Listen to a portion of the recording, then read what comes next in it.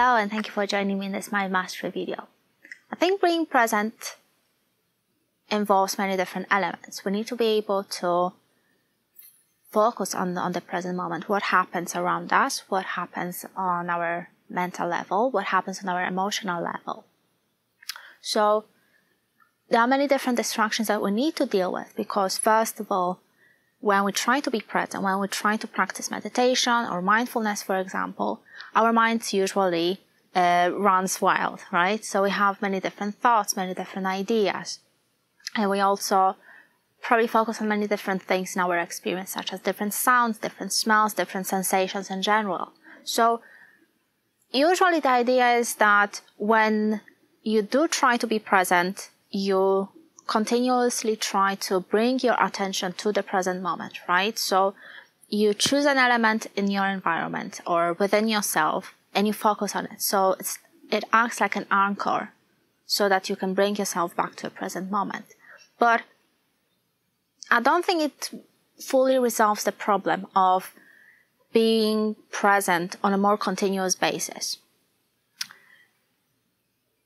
If you look at it from a more from a wider perspective, right? It's not just about bringing your focus to the present moment, right?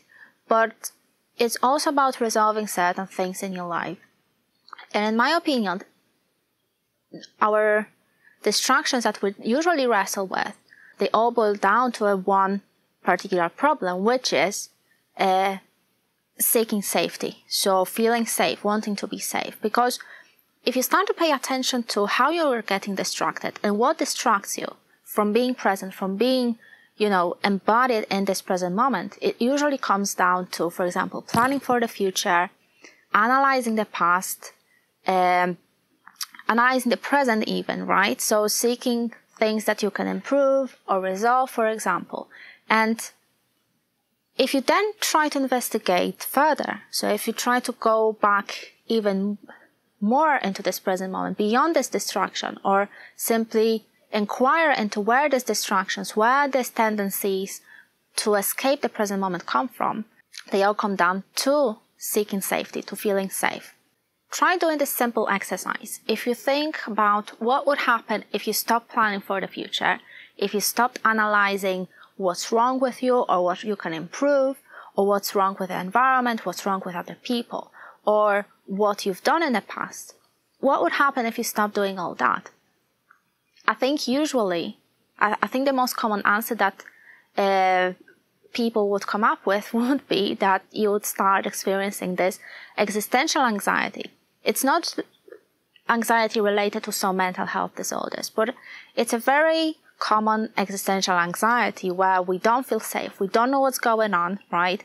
We don't know what's going to happen to us. We don't know if there's something we're doing wrong, perhaps, right? So that's why we're having all these natural coping strategies to plan for the future, to plan our day, to plan our relationships, to plan our careers, to plan our finances, right? So we try to get hold of this present moment. We try to control our experience so that we don't experience this existential anxiety that kind of places us in a position of being intimate with the existence, with the universe, right?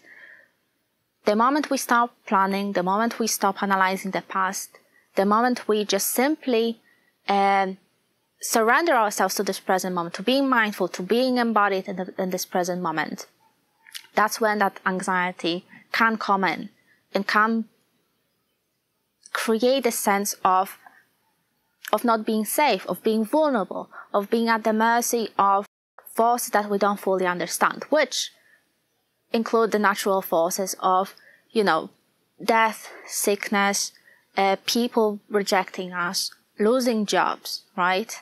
Losing finances, losing this financial security. There are many different possibilities of what could go wrong in our lives, basically.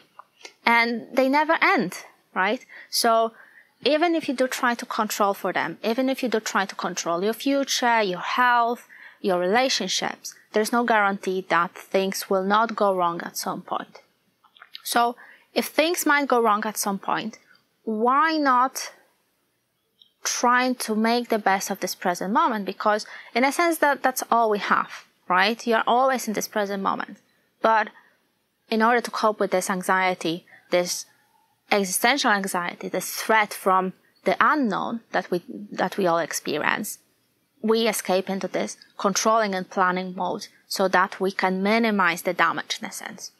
But at the same time, I'm not advocating for giving up control or giving up planning for the future or kind of organizing our life. That's not what I'm proposing here at all.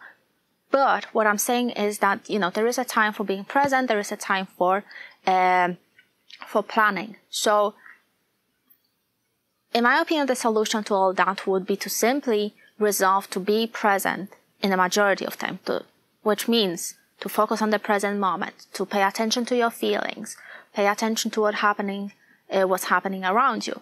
But set up a time for planning, for organizing your time, for organizing your life in a sense, so that you know what you're doing in a sense. And when you are present and you have this plan at the back of your mind, and if it's the right plan that, represents your authentic way of life and the way of being, then you don't have to worry about planning at all, because when you're present, you're following this natural process of unfolding in a sense, of becoming a person, of doing the right thing. And there is no need for that much planning in that case at all. I wonder, guys, what you think. Please leave a comment down below. And if you're interested in working with me, I now offer a free 20-minute consultation so you can check out if coaching is right for you. Thank you very much for watching. See you next time.